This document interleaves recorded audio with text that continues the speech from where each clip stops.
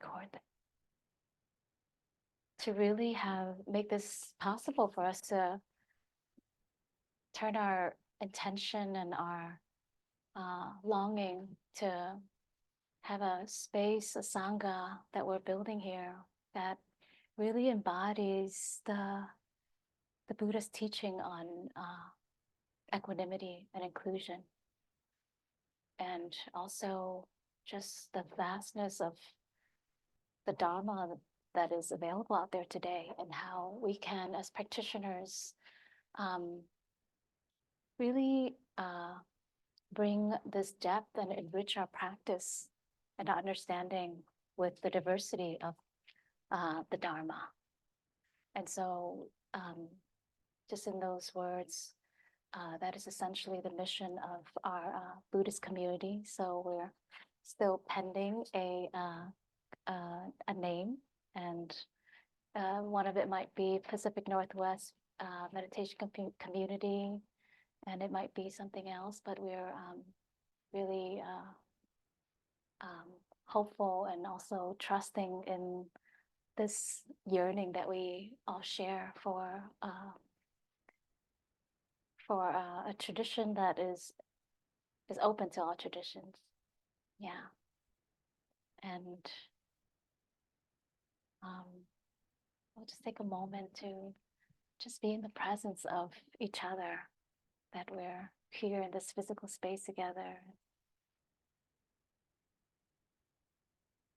Much of our practice these days are so heavily based in the virtual Zoom world. So just to be in each other's presence and feeling each other's energy in the space is already itself so special.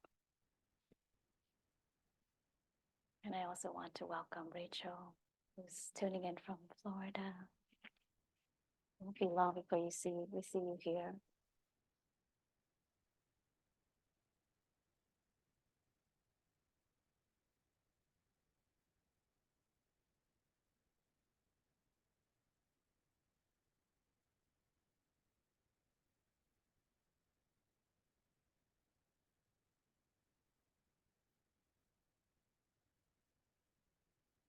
Maybe I'd like to invite us to take a moment before we begin the 3 refuges, just to maybe share your name and, what's here for you now in this moment. What does it feel like here and now? What's this moment offering to you?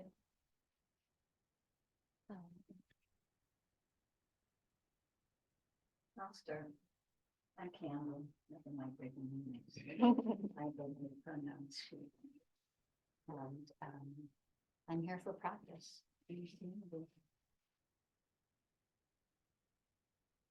Rita, and I've decided my pronoun is we, combination of me and we.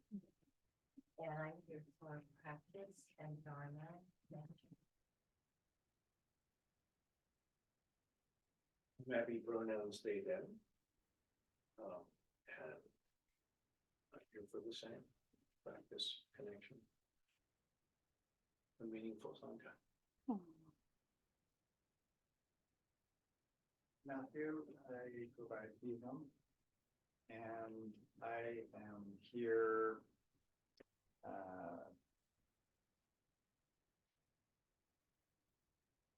there's a part of me that knows that I'm supposed to be here. Part of me that's fighting against wanting to be here. But I am grateful to be here. I'm Christine, I use she, her pronouns, and I'm here for seeking Sangha.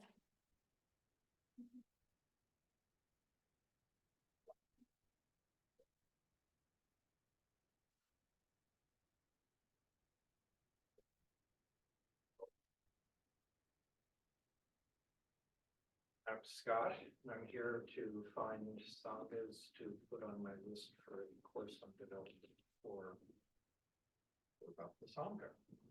So bouncing around from Sangha to Sangha, experimenting. So and you teach good Dharma too. So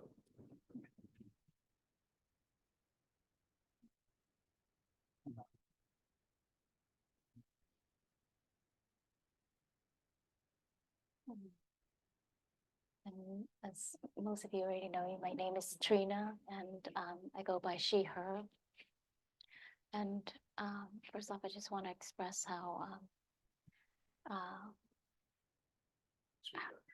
yeah, Yeah. how grateful I am to be with you all, to have such good friends on the path, and that you trust me to be in this position right here and right now. And I also want to just also acknowledge Candle and your leadership and also guiding and supporting us, and your generosity to make this space possible. Yeah, so thank you. And Could I ask a practical question? yes, I think I can go get the hearing devices that they have. I don't think it's connected to a sound system, so it might help you do this. We both already have hearing aids in. Oh, Yeah. I have them turned up the way you want them. Okay. hence they're sitting in front row. Yes. So I have a handout in front of you all, and if you don't, there's Matthew. Can we put one from over there for Matthew? And this is we'll begin with the 3 refuges, and I'll share it on the screen for you, Rachel, for you to see as well.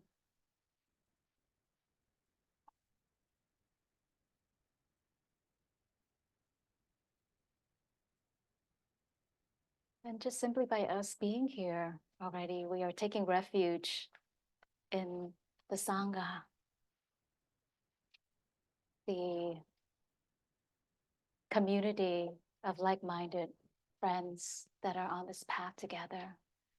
And it's really quite a treasure, because it can be so hard out there when we're going through the world, and sometimes we feel alone. We feel like what we've come to realize and the insights we have about the meaning of life is one that we have to hold so close to our heart, at a time even protect it. But in this kind of Sangha, we get to fully open ourselves up, be ourselves, let down our guard, and know that there is support, and know that we're protected in this space by our practice and by each other's practices. And taking refuge in the Buddha is to take refuge in the historical Buddha, or the awakened qualities within ourselves. So when we say I take refuge in the Buddha, we can say I take refuge in the Buddha within myself. So we are calling forth that quality of awakening that is already there within us. And to take refuge in the Dharma is to take refuge in first the Buddha's teachings, and then to take refuge in the universal law that is always at play. Taking refuge in the nature of how things really are, not how they appear to be, but how they really are when we look deeply and we see the truth. So this chant will be in the Plum Village style. And I will begin by inviting 3 sounds of the bell.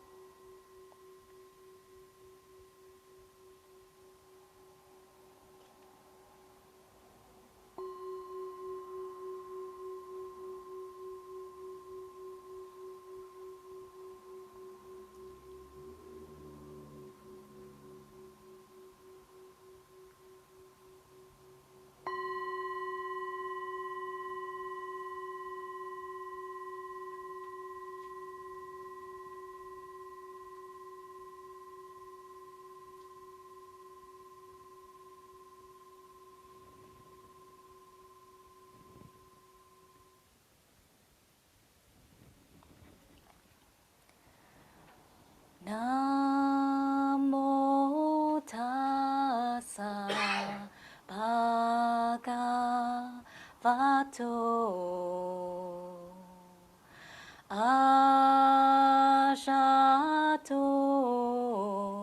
Sama Sambuddhasa.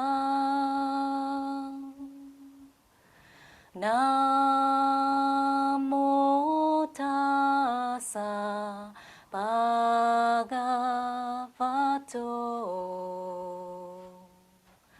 Ajato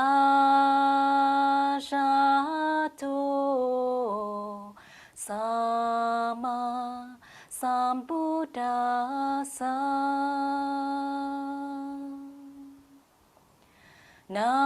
Namo tassa bhagavato Ajato Sama Sambuddhasa.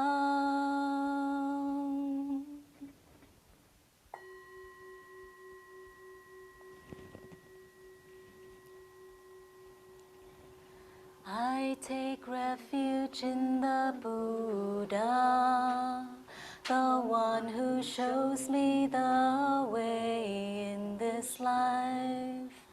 Namo Buddhaya. I take refuge in the Dharma, the way of understanding and of love. Namo Dhammaya.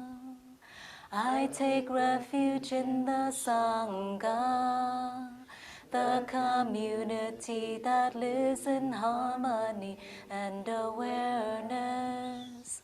Namo Sanghaya.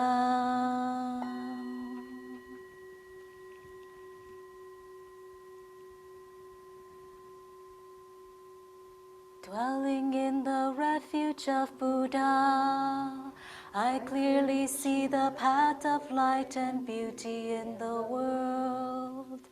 Dwelling in the refuge of Dharma, I learn to open many doors on the path of transformation.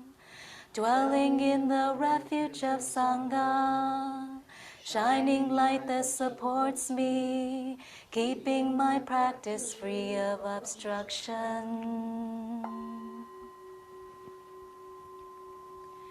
Taking refuge in the Buddha in myself, I aspire to help all people recognize their own awakened nature, realizing the mind of love. Taking refuge in the Dharma in myself, I aspire to help all people fully master the ways of practice and walk together on the path of liberation. Taking refuge in the Sangha in myself, I aspire to help all people build fourfold communities, to embrace all beings and support their transformation.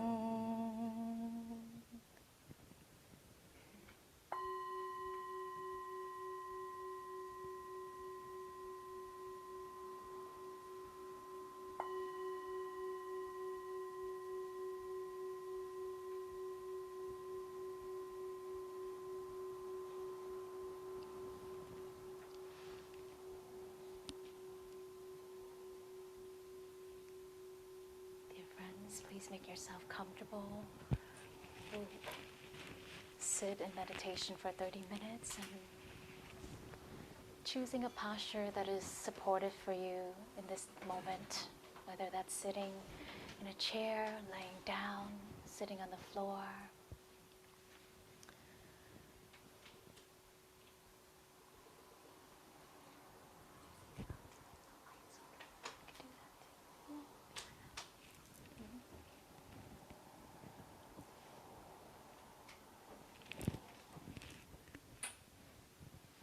Really, Too dark? yeah. All right, never mind. And resting back into the body.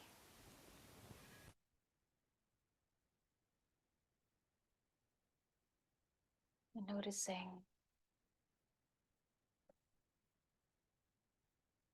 what it feels like to be here in this space, whether physical, virtually, and to land into the body.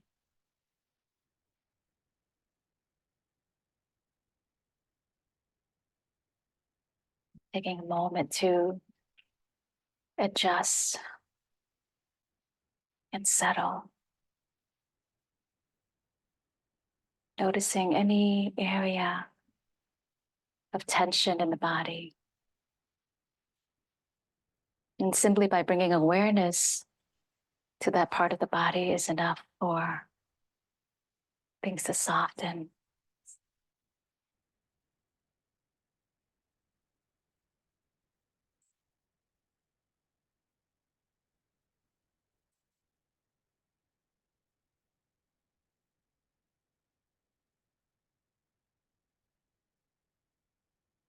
And whenever you're ready to come back to noticing the in-breath and the out-breath, maybe beginning with this deep and long breath that is nourishing.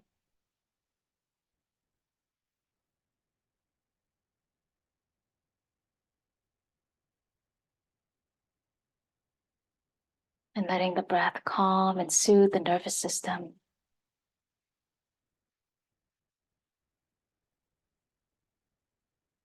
Feeling the breath energy as it courses through the body.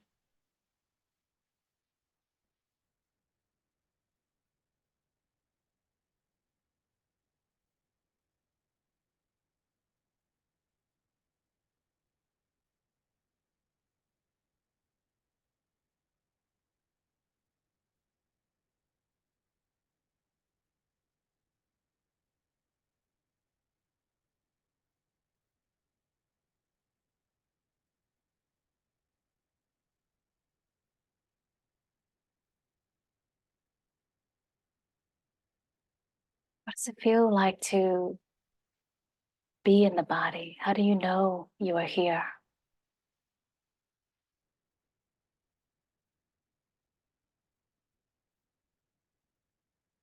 Perhaps sounds bring you back to this moment. Or maybe it's sensations.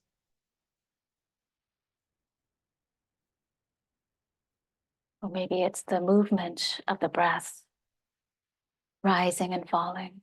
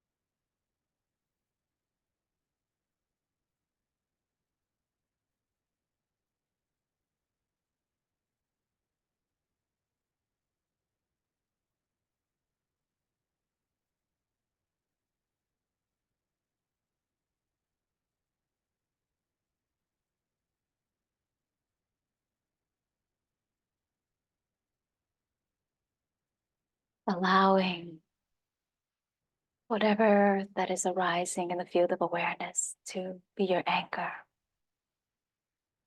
to bring you deeper into your being.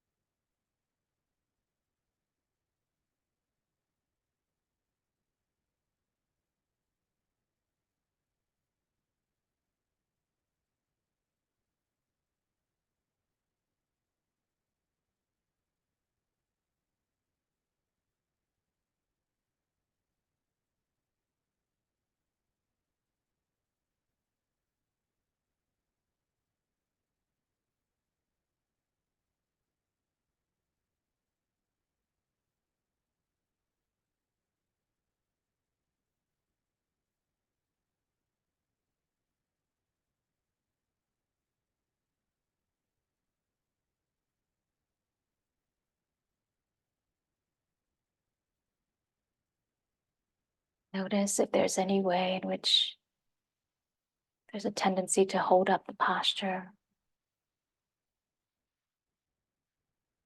or the grip in the hands. Is there a possibility to trust in the stability of your posture and to trust that you're being held by the ground below you? Letting that trust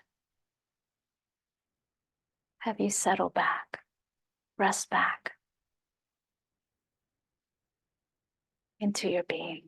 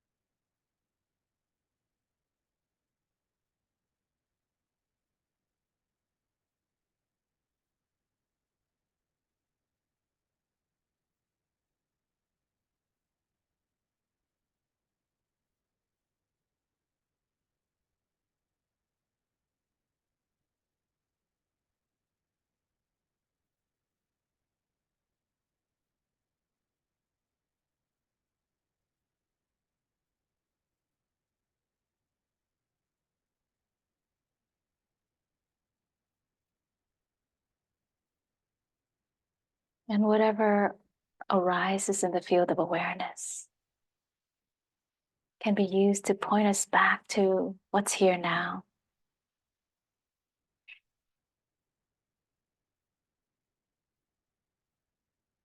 Getting us in touch with what is happening in the present moment.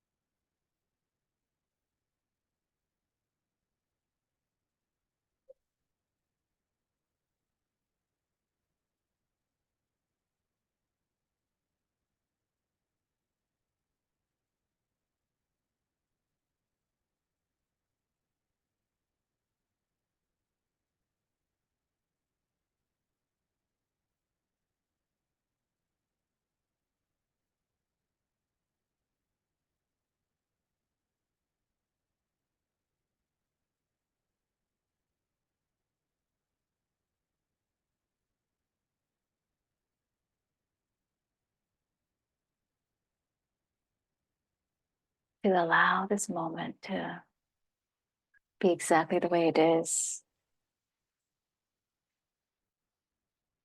calls for us to bring in this attitude of equanimity.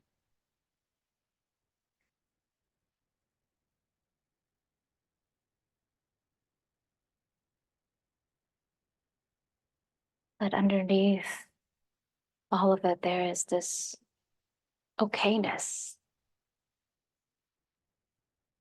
There's this abiding peace and calm. That is awareness. Observing and knowing all phenomena,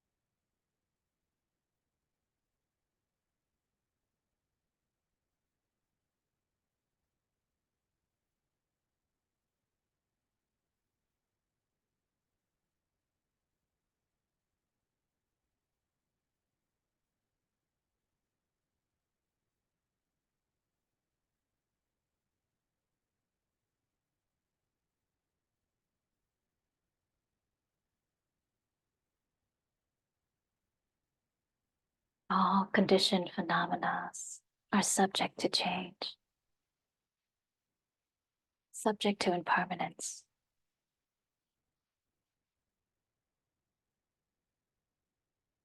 Notice the increasing and decreasing, the coming and going, the rise and fall, internally and externally.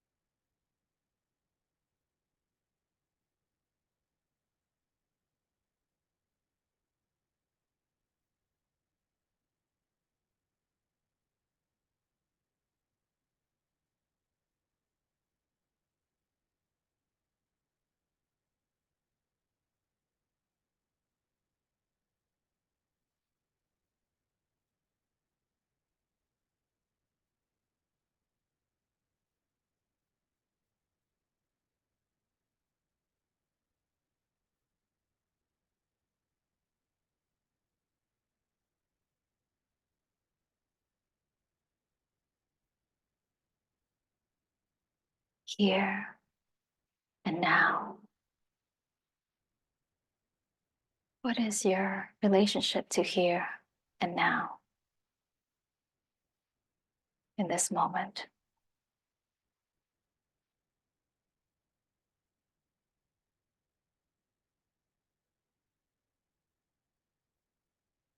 Can you meet what's here now with this gentle and kind curiosity?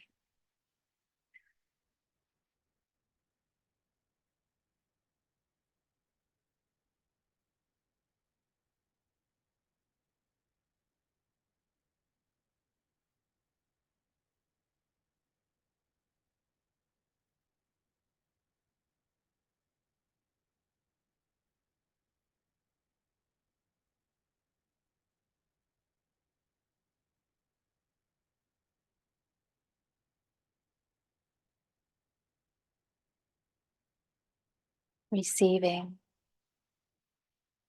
allowing, releasing, and relinquishing.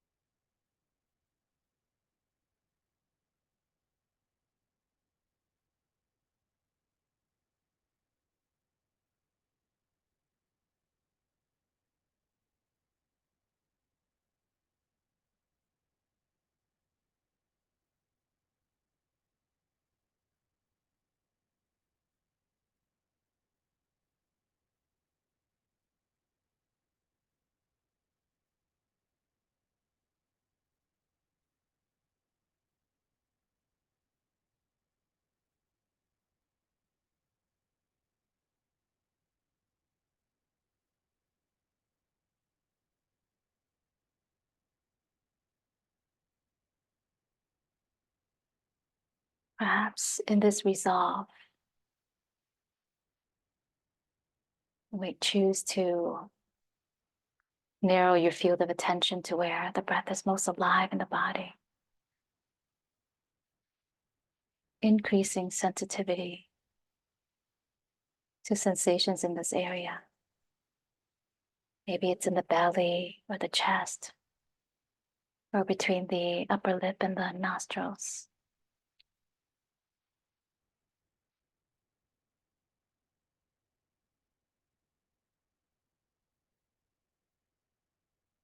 And bringing full awareness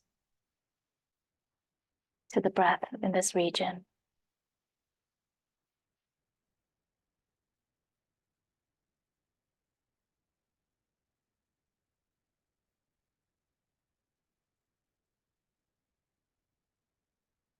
Or maybe it's taking a few steps back to broaden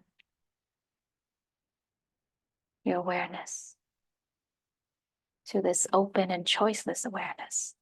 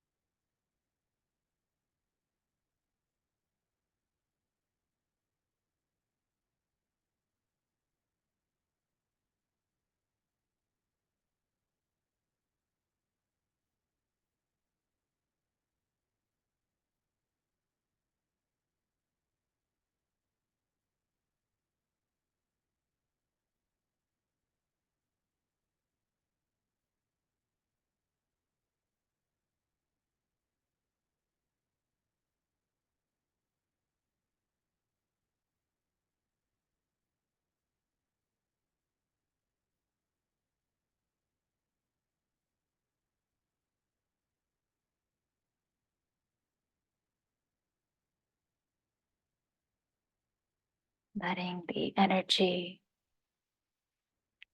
of thoughts, of sounds, of bodily sensations flow through us.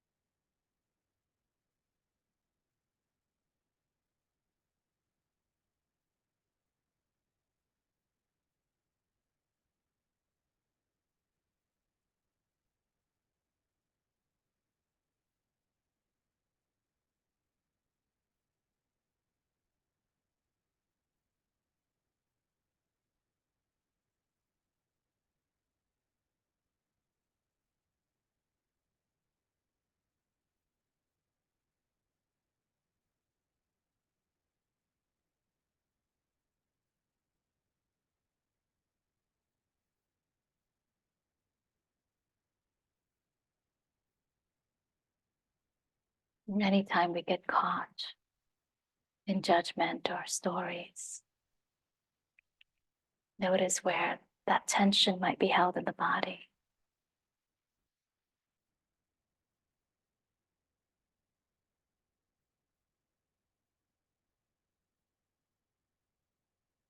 And also using the body as a way to soften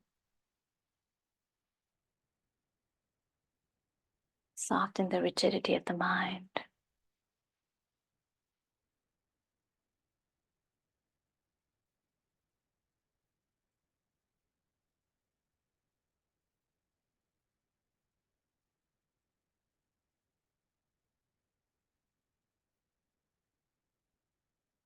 Trusting in what's here now.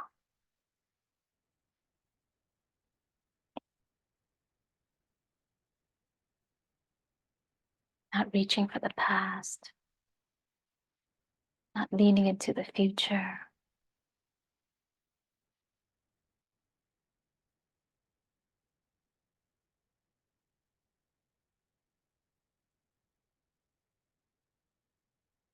Nowhere to go, nothing to do.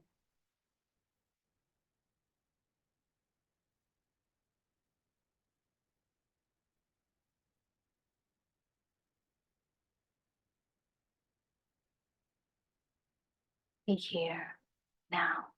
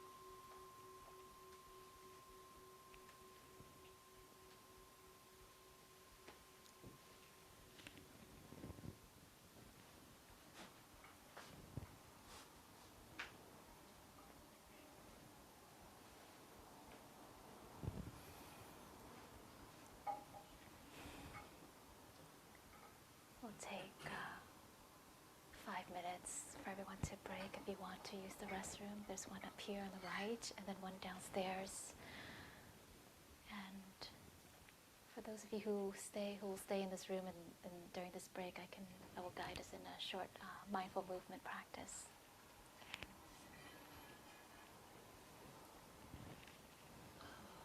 Good to see you. Yeah. Yeah. I'll send you an email and then we'll connect.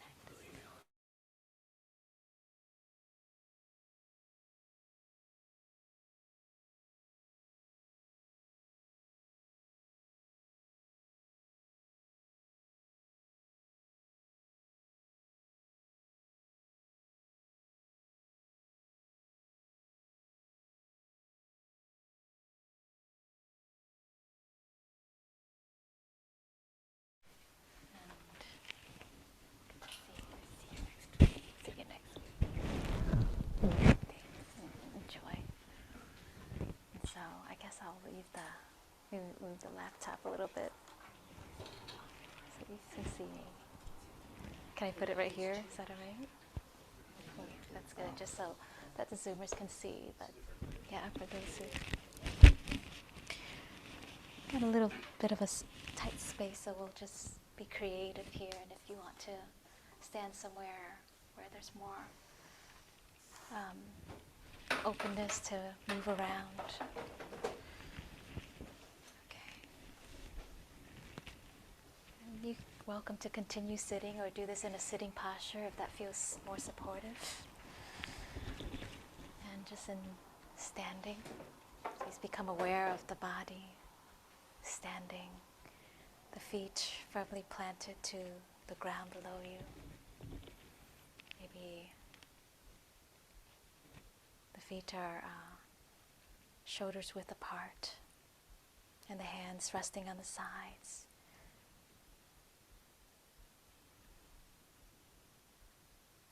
Maybe there's a slight bend in the knees to give you that extra stability. But be aware of standing.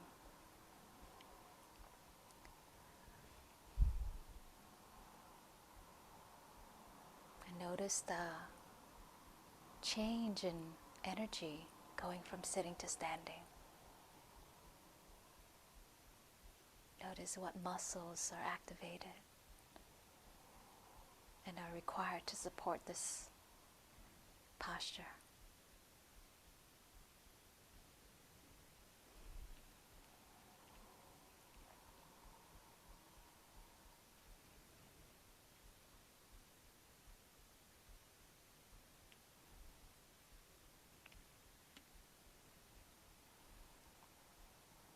And we're going to do some movements with the head.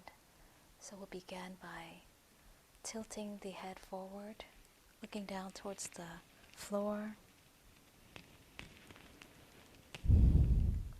And maybe you tilt your chin, moving the chin towards the chest, feeling the stretch in the back of the neck.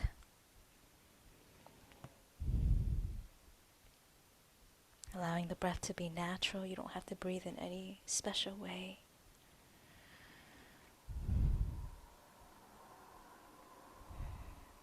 And then whenever you're ready, coming back up. And now tilting the head back. So you're looking up towards the ceiling.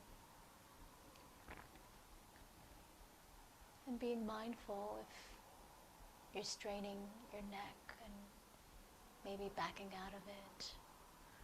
Or maybe there's some room to move further into this posture, tilting the neck and the head back. Feeling the stretch. And then at any point in time when you feel like it's too much, you can come out of this. And then now bringing it back to center.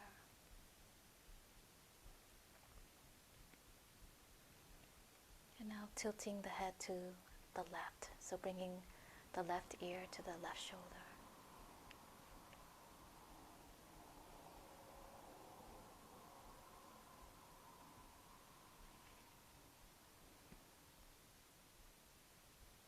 Stay in touch with the breath. and the sensations that accompanies the movement.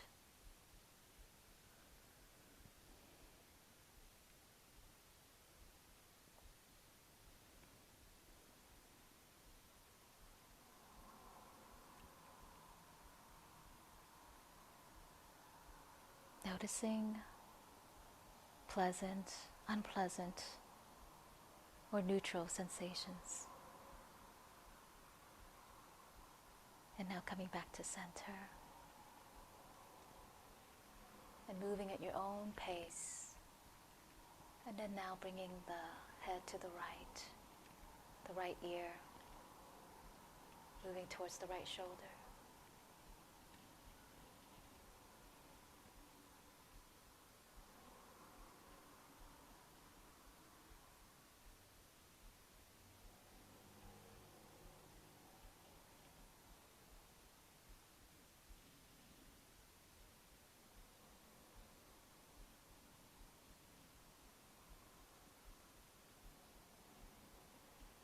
And at any time you can also use your arm to add additional support.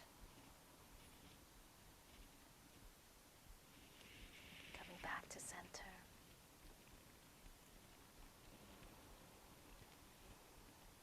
And now we're going to bring these four postures together in a rotation, a head rotation. So beginning with the head facing, looking down, and then to the left, and back, and to the right, and moving at your own pace.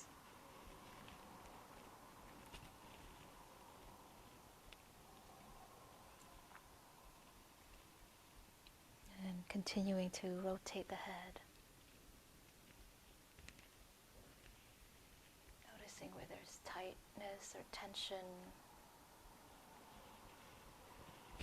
and where things might be loosening up.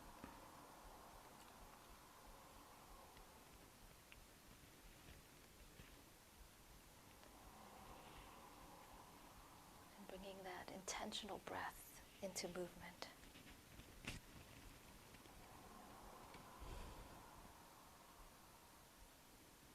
And if it's available for you, I invite you to move even slower, slowing down the pace.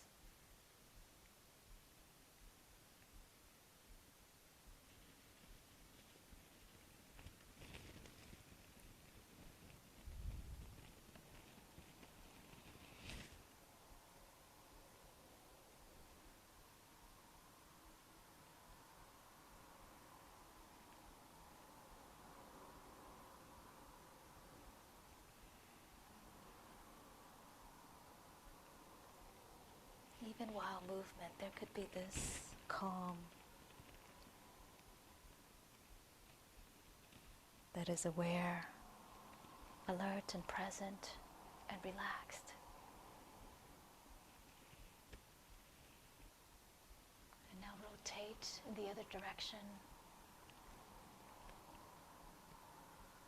And maybe starting off at a normal pace and then eventually slowing down.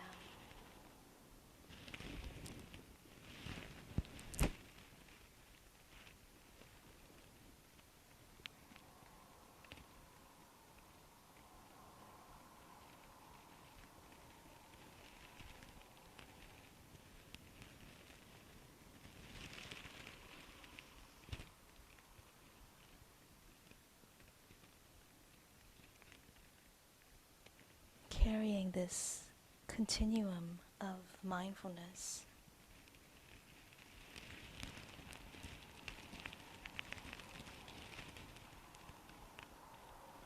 throughout each movement.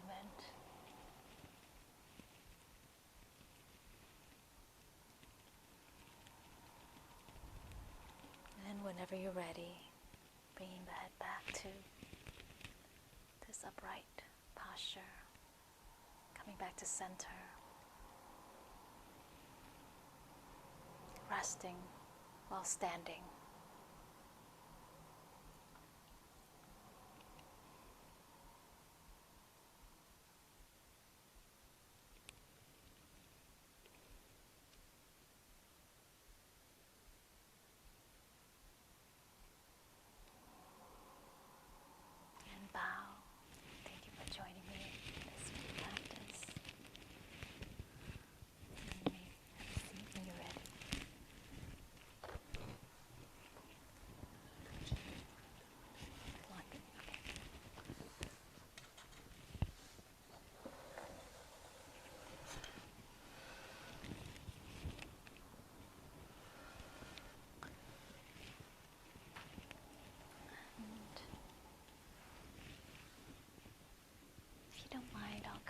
little closer to me? Is that all right? I feel like I'm talking into this space. Yeah. Okay, great where you are. Yeah. Jonathan, are you comfortable with sitting right here? Yeah. Would you be bold enough to sit right here? Right in front row? Okay. You know what I don't understand is people will pay so much money for front rows at concerts and everywhere.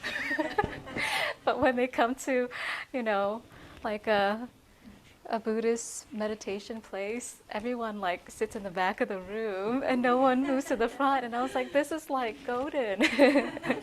I think we have to start to put like a price tag on it because all of a sudden now it has a sense of value. What was that? VIP seating. Yeah, exactly. Yeah. And for me, when I go into retreats and no one's sitting in the front row, I take that spot right away because I'm like, this is an opportunity to receive the transmission from that teacher and be close to that energy. And I think what happens is people get kind of scared, intimidated by that energy. But it's one of those things that, just even like us being here together, that energy that we feel from being with one another and practicing with each other is so nourishing and so supportive. And it can bring this quality of healing to us as well. Yeah. And it also is a practice of vulnerability where we actually have to be close to one another. Yeah.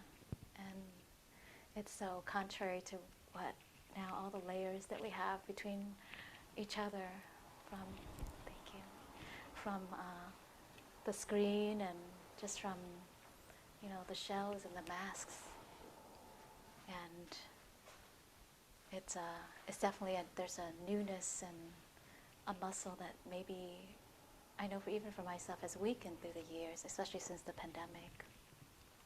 And so to build that muscle again where we are used to meeting each other, face to face and close up is really an opportunity. Yeah. And as we develop that intimacy with each other, we're also developing that intimacy with ourselves because we're not separate from one another. So, hi Rachel, how's it going over there? Yeah, pretty good, pretty good. Great. And Kimberly's on too. Good to see you, Kimberly. I know you're here. So today I wanted to just share on this topic that I think it's so timely right now.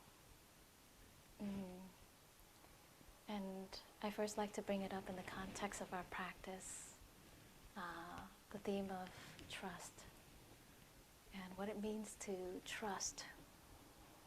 It really takes something for us to be willing to set everything down, to settle back into the present moment. There are many things that we have to let go of and trust that it will be okay. And it's this kind of trust that I would say is radical because there are so many things that could go wrong in any moment. Even for us here today, coming into this new space, Matthew and myself and Kendall setting up, it was trusting in the unknown of how is this going to go? And all the factors of, what we have access to, what we don't have access to. And inside of that, there is a amount of effort that is required for us to stay in that space of trusting amidst the unknown. And that quality is necessary for us to continue to come back to the present moment. And that willingness to know that there's so much mystery and there's so many things that are unresolved, but it's still okay. And to trust in the Buddhist term is to have faith. And this faith is it's a spiritual power, it's a strength that we develop. And in Pali, the word is Sada, S-A-D-D-H-A. And I acknowledge that for some of us, the word faith, we might have a certain connotation to that word, or there's some different definition of it that's already there. So I'll use that word interchangeably with the word trust, because I find that the word trust is more relatable to our day-to-day experience. And to have this trust is to have confidence and to believe in something that is beyond this limited self. And it's not because someone told us to believe or to trust that just we give it up. Or it's not because that if we do it, there's going to be something on the other side. If I trust you, then this is going to happen. So it's not that transactional kind of trust.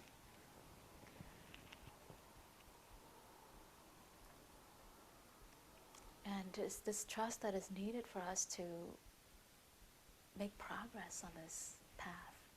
To trust in first of all, the practice. To trust in the teachings. You know, earlier I mentioned that there's an amount of trust that even has you be here. Trusting in my invitation or our invitation, and to trust that what I'm saying to you might even be something, you know, that you could take on. And so this word trust, it runs really deep, and it is conducive for us on this path to awaken. Because without trust, we wouldn't have the motivation to practice. And so while we are not awakened yet, or why is it that we practice? There's something that we are believing in that will come out of it. To the degree that we've already benefited from the practice, we're trusting in something much more that is intangible. And I was thinking about someone I met recently who said that they don't see that they can meditate. They said, I don't think I can do this. And they haven't tried it a day in their life. And to even take that first step to meditate, to allow me to guide them, would mean that they have to trust first that it's possible for them to experience that space when the mind stops or pause, and to trust in the person who's guiding them. So that word trust to me begins with, it's both and. It begins with us, right? Trusting that awakening is possible for us.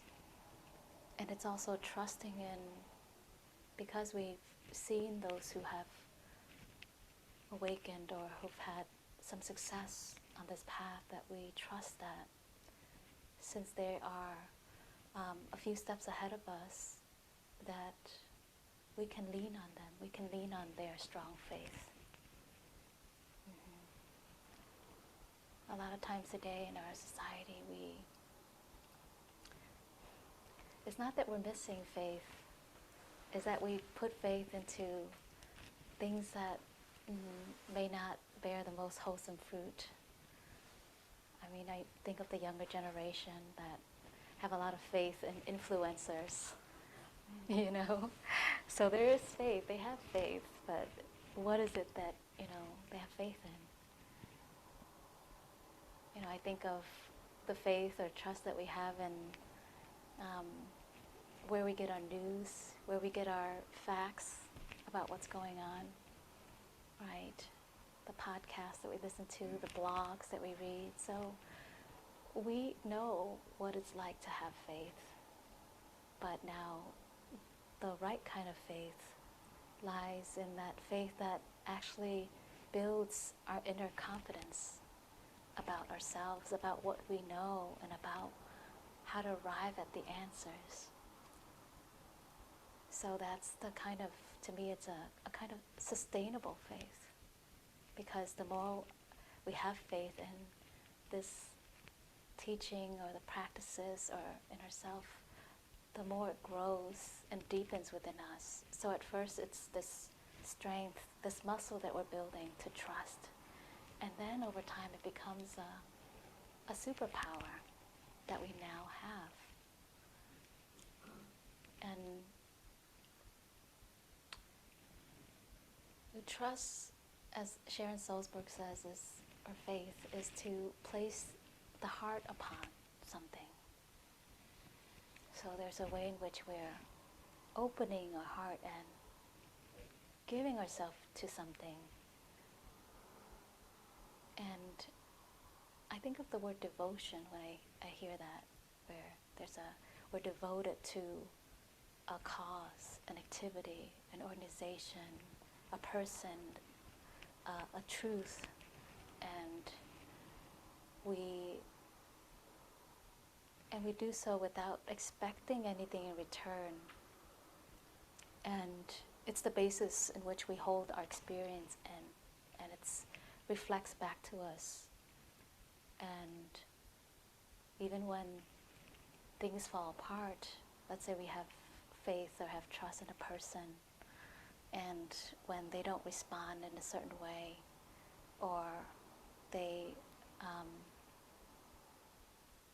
do something that has us question if we can continue trusting them. Do we withdraw trust because there's something going on over there with them? Do we close our heart, and then in the next interaction that's similar, we now withhold trust?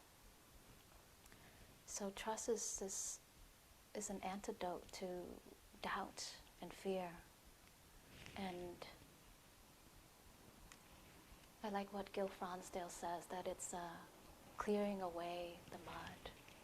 So when we trust, we dissolve all of our concern and our worry about a matter.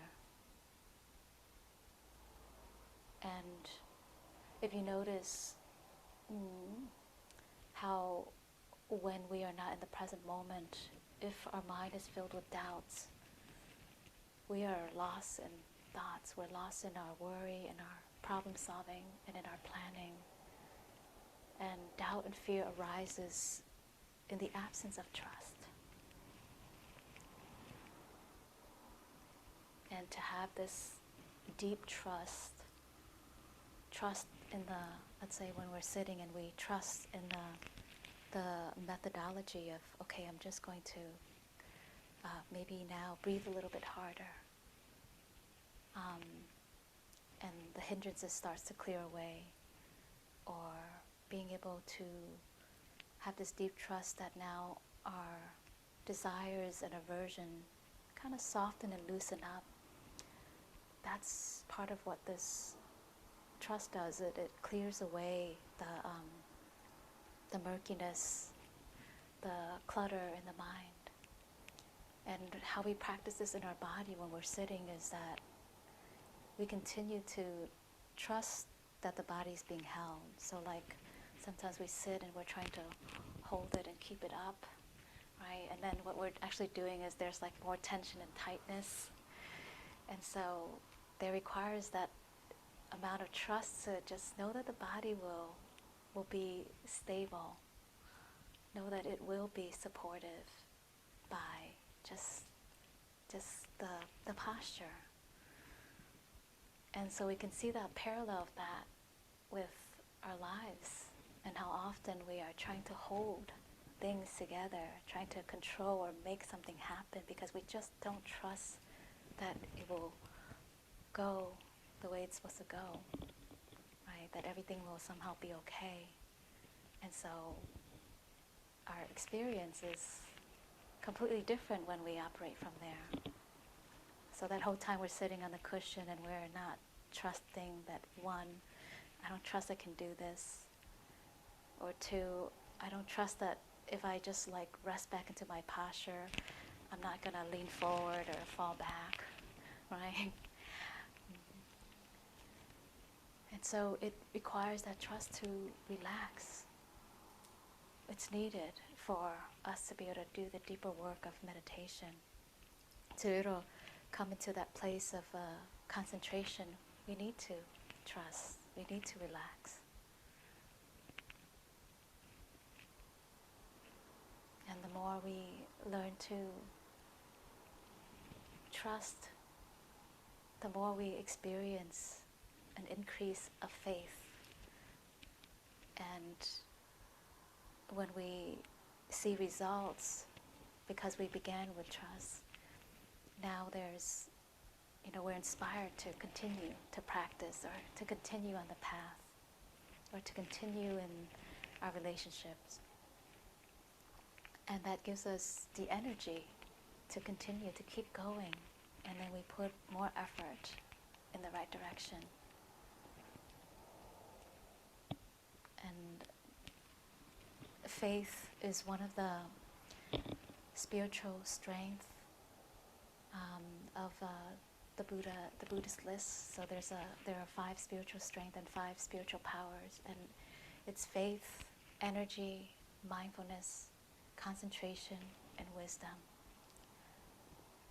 And at the beginning, they're more like strength because we're building it up. And then once they're rooted within us, they become these spiritual powers that we now have. And it's not something that we either have or we don't have. It's something that we can work to cultivate within ourselves. Just like the youth who are on social media, they've developed this faith in the influencers. And so we can work to build that muscle to develop faith. And originally, when it is just a strength that we are building, it's more on the physical level. It's more in the physical world. And then as that becomes stronger, we tap into the faith that is something that is deep within us. It is infinite and it's boundless, and it comes from that place that is not of mind. It's of our higher consciousness. And so we begin with that physical strength and mental strength of trusting that leads us closer to the inner strength of trust and faith.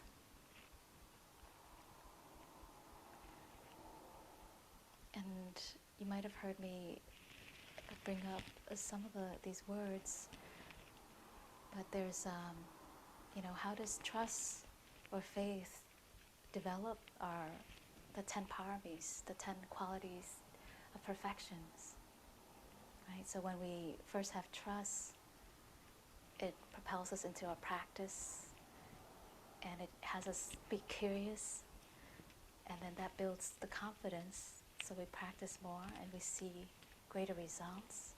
And now we feel moved and inspired to go deeper. And this inspiration also gives us energy, and it gives us this determination to stay on the course, to keep going. So when we're sitting and we're feeling agitation or discomfort, now we have this determination that has us know that this is here now, but I know that this is going to change. I recognize the impermanence in this moment, and I'm confident because I've been here before. I know what it's like. And then also bringing in that quality of loving kindness, having grace to our judging mind, to the part of us that's like, gosh, it's so noisy in here. And we can, use metta, loving kindness, to counter the aversion. And then also equanimity, which has us be okay with how things are, even though it's not going my way. Even though I would like it to, the window to be closed, the door to be closed, people to, be gone already. But I could be at peace even when things are not going my way. And so that's so the 10 paramis that begins with and fueled by this trust or faith are that of generosity, morality, which also means the precepts or sila. We also know that as the 5 mindfulness trainings. And then renunciation, which for me I like to use the word letting go. And then wisdom. And then energy, which is, in other words, is effort. Patience, which could also mean tolerance or endurance. The ability to stay with it, right?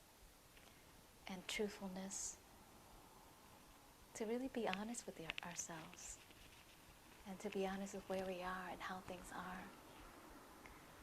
And resolution, which is this determination, adhitthana, this determination and inspiration to keep going, to stay with the breath.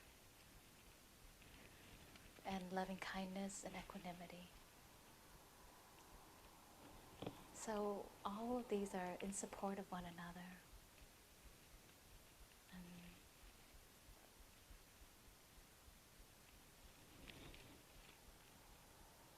how does this power of faith, or this quality of trust, if it was there in our life fully, or however it has showed up for you already,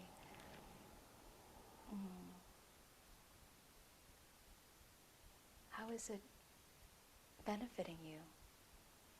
Or where is it that there is doubt and fear that is taking you off from your path?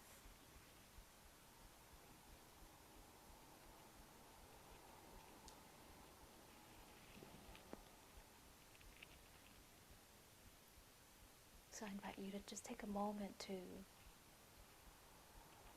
recall and reflect. What victory have you had when you fully trusted? When you fully placed your heart upon something or someone without any expectation?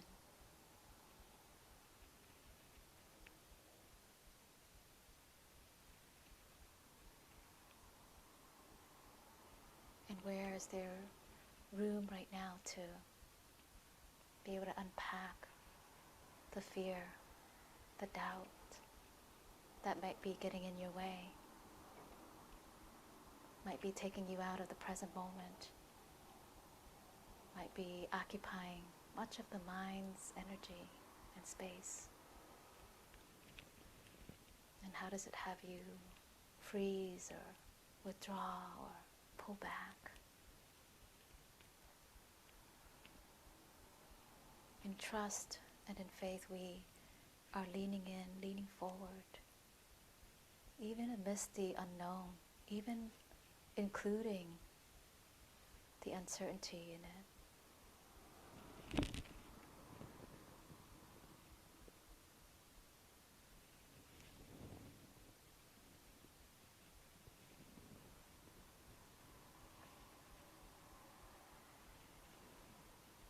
So I'd like to open up the space for everyone to share or reflect what might be coming up for you.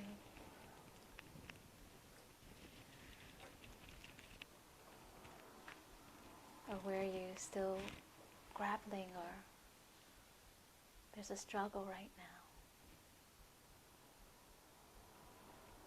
Is it possible to let the doubt be there, but still lean in and come forth?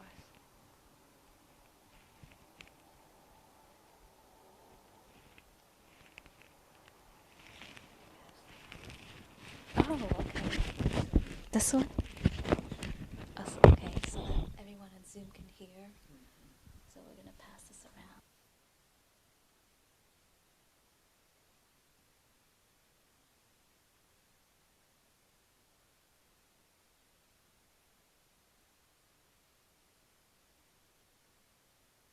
Can you hear me, Rachel? Okay, good. Okay, yep, I did turn it off by accident. So it's free to share. Pass this mic to you so that way our Zoom friends can also be a part of the conversation.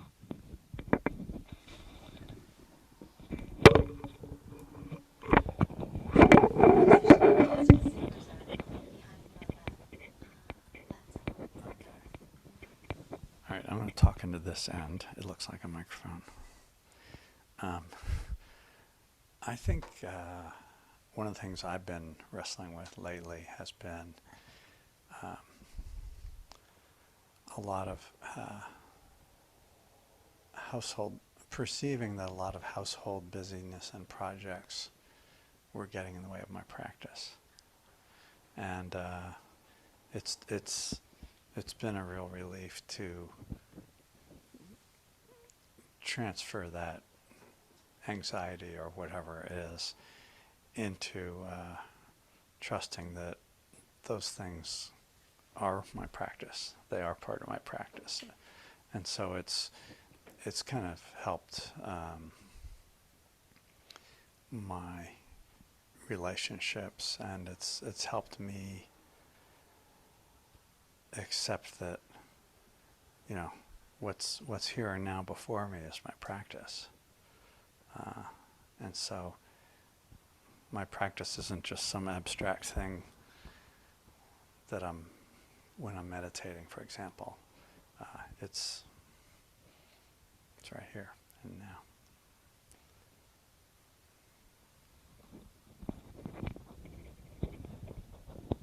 I don't get interrogated now, do I?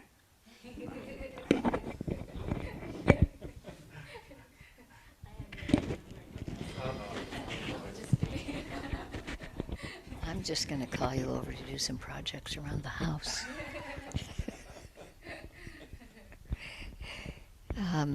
Thank you so much for such a nice talk that included so much with the 5 faculties and the 10 paramis. It's a lot of good dharma to incline the mind toward. And I really use the 5 faculties a lot. Those at least I can remember easily. And they're such a good daily practice and a good place to incline the mind when I'm meditating, away from the thinking mind that's going on. And I find myself the most identified with energy and effort because I tend to have not enough of it. And so when I find myself being judgmental because I'm getting tired in my sitting practice, or even in daily living where I feel that there's not enough energy. When I think about faith, and I think about faith as confidence in the practice, and I have unwavering confidence in the practice. And so once I let myself really see that my energy is low, and I remind myself of moments of continuity of practice, that helps boost my energy. Even if I'm like starting to fall asleep and I think, oh, okay, energy, without judging myself, I'll just notice then if it's pleasant or unpleasant or neutral. I'll try to bring myself back to mindful moments for the confidence in the practice. And then, naturally mindfulness is there, and the concentration increases, and then wisdom arises so that I can notice that unskillful thoughts can fall away, and skillful ones by inclining toward the practice take over that space in my mind. So thank you.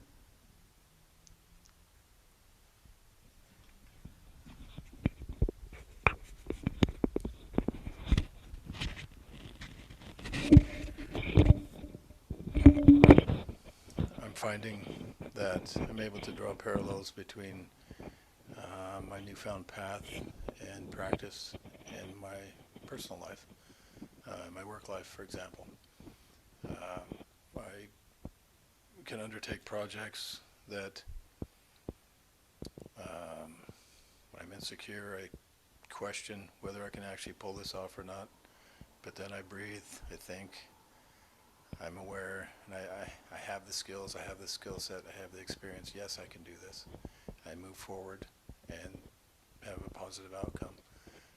And likewise, I'm realizing that through practice, the more tools I learn to use and gain confidence with them, I'm able to trust in that process and trust myself. So I'm very grateful for the group as well. It's very uplifting, very supportive. I think I've told Trina before, for me, group experience is like a buoy in a sea of uncertainty, keeping me afloat. So I appreciate you all. Thank you.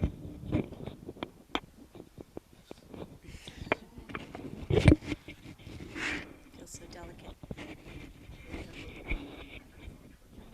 So I was thinking when you were talking, what came to my mind was like I'm just going through a really big transition right now with my family, and I have two seniors who are getting ready to leave and go to college, or one of them's not going to college, but anyway, to be leaving the house. And I was connecting with friends last night. My husband and I were connecting with friends about just sort of parenting and what that's like, and the way that kind of our parents did it, which was, and still try to do it, even though we're all grown up and our kids are grown up, with this very controlling kind of thing that I think was really anxiety based, like the fear is there in this kind of attempt to still, even now, like control us, and how we just have made, like, at least my husband and I and this other couple, just really different choices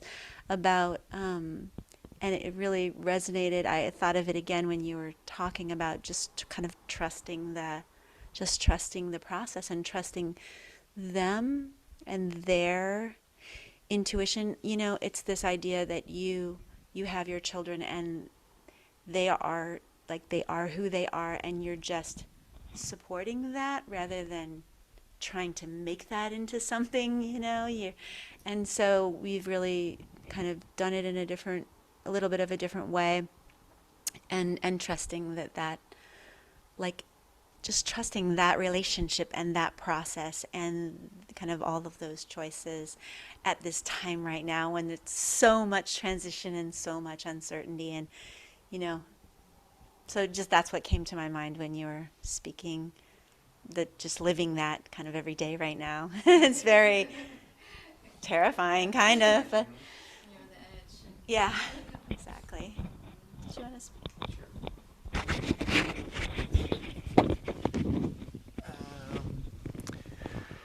So what came up for me was kind of right livelihood, and so just being able to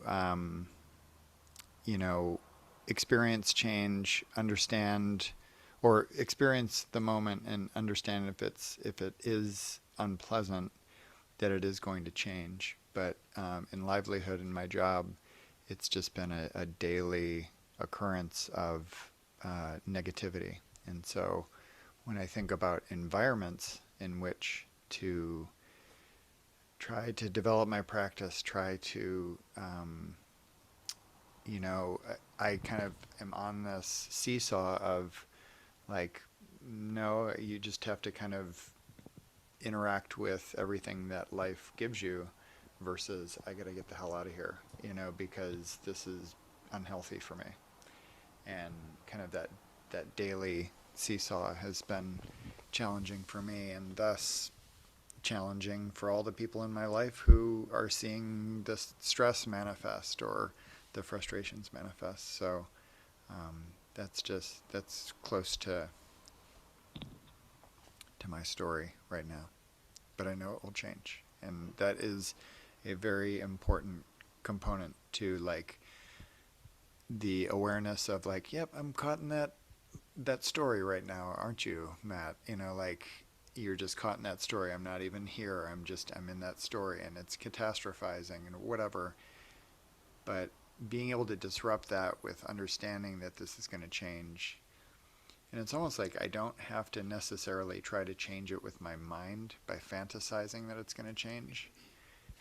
So, yeah, good, a lot of very thought-provoking.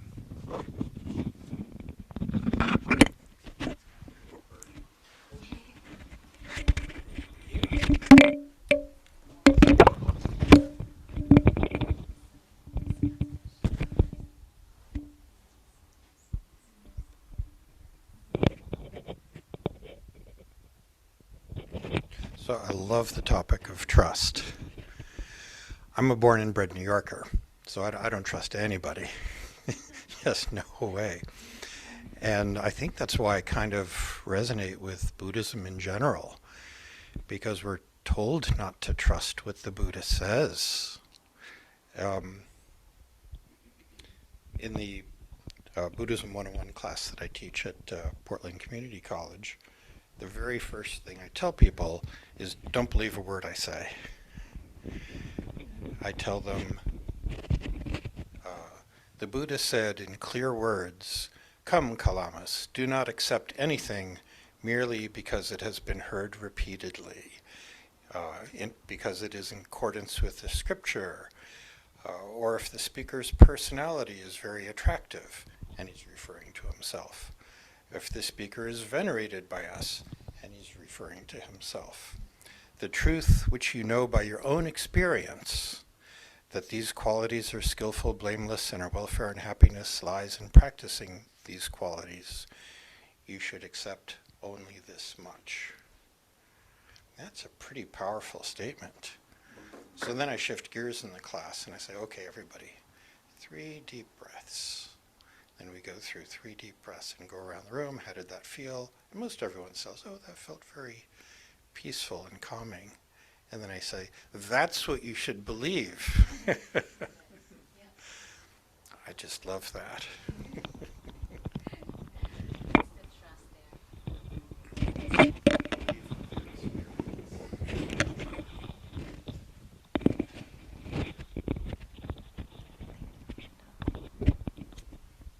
Kimberly, is there anything you'd both like to share?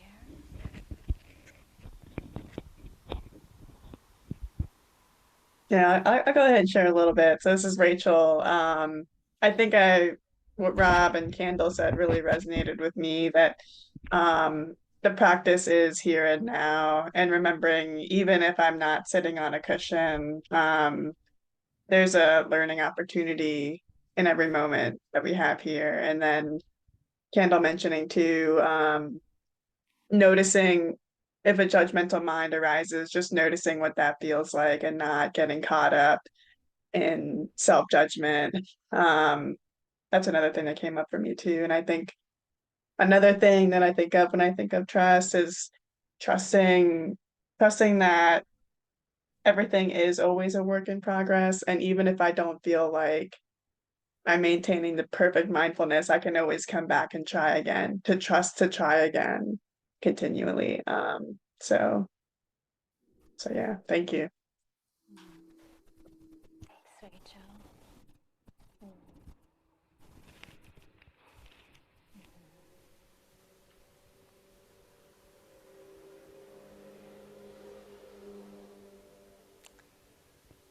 I gave a talk on trust in our Wake Up Together morning meditation, and I'm excited to announce that that was one of the first podcasts that's now created under Wake Up Together. So you can go onto like Spotify and go look up Wake Up Together with Trina, and that's going to be one of the first talks that you can hear. And it's very clear, and there are individuals in our morning group that will share and reflect, as most of you know. And so I hope that those podcasts will be it'll be fresh and continue to offer, because we sit every day and we reflect the Dharma every day. But yeah, it's something that I did mention that I appreciate Scott bringing up was, just that part of, as we experience the results, now we have this trust, and how it gives rise to this energy. And something that Kando also brought up, I think is really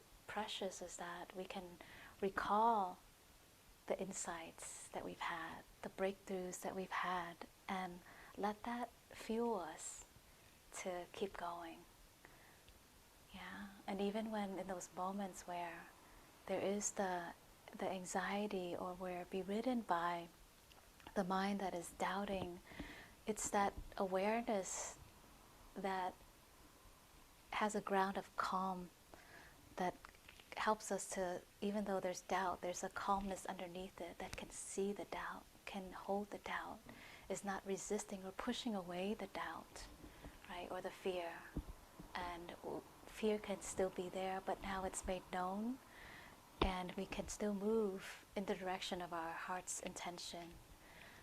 So like with children, it's like there's always, as parents, I mean, I'm not a parent, but I have 10 nieces and nephew, and it's something that as parents is first, it requires a great deal of trust, that when your children are not by your side, you're trusting that they will be all right out there, trusting in the world, trusting in the universe, and also trusting in yourself that you've done the best you can already. And then there's this letting go and resting back and allowing for whatever to happen. So there's a surrendering into, like what Rachel's saying, is into the process, that into the making of what's there. And I really appreciate hearing everyone's reflection, and thank you for being here, for being in Sangha. Yeah, it's your presence that make this space what it is. And I was wondering, Rachel, how we can carry you with us, and I want to just invite everyone down to the kitchen, where there are, snacks and drinks, if you want to stay and mingle a little bit and just chat and get to know one another more. Maybe you heard something from someone share that resonates with you, that you want to connect. Yes, Ken? Before we disband, I'd like to say something about Donna. I would like to use your role there. Yes, and this here. I just want to say something about Donna, because we know the. No, I just want to use the bowl for Donna. Most of us understand the teachings are given freely, and it doesn't matter the amount, whether it's small or large. Nothing's too small and nothing's too large. But we're so generous to ourselves for being here. Oh. We're so generous to ourselves for being here, and just in appreciation for being able to have this space to start in, and for you, Trina, for your generous giving all of the time, and for Matt, and for you too, Rob, and everyone who comes here. I would like to encourage us to give some money in the bowl, in the bell, and or to Trina on Venmo, that the way that we can continue this and to let it get bigger and bring more teachers and whatever is to financially help out in some way or another. So whatever it feels like in your heart to donate now or some other time, or online with Trina, I think it's greatly appreciated, and it's how we're going to keep ourselves going. So, thank you. Yeah, that's part of my journey right now, is taking that big leap of faith into, this new model of, sharing the Dharma, and I'm not getting a check, right? It's not a transactional process, so it's really unfamiliar to me because I'm not a monastic, so I'm not in a robe where people just naturally know, like, oh yeah, those in robes we take care of, right? And so thank you for bringing that up. That's something I still am timid about sharing, about saying or inviting everyone into. But yes, this community, for it to exist, it requires all of our resources and energy, whether that's financial or physical or mental or spiritual. And so we make this possible by coming together with all of ourselves. So thank you for considering and for your support, even just being here. It means a lot. Yeah. Just bowing to everyone. May you trust in the goodness of yourself and trust in the universal law, of the way things really are. Thank you. Sadhu. Sadhu.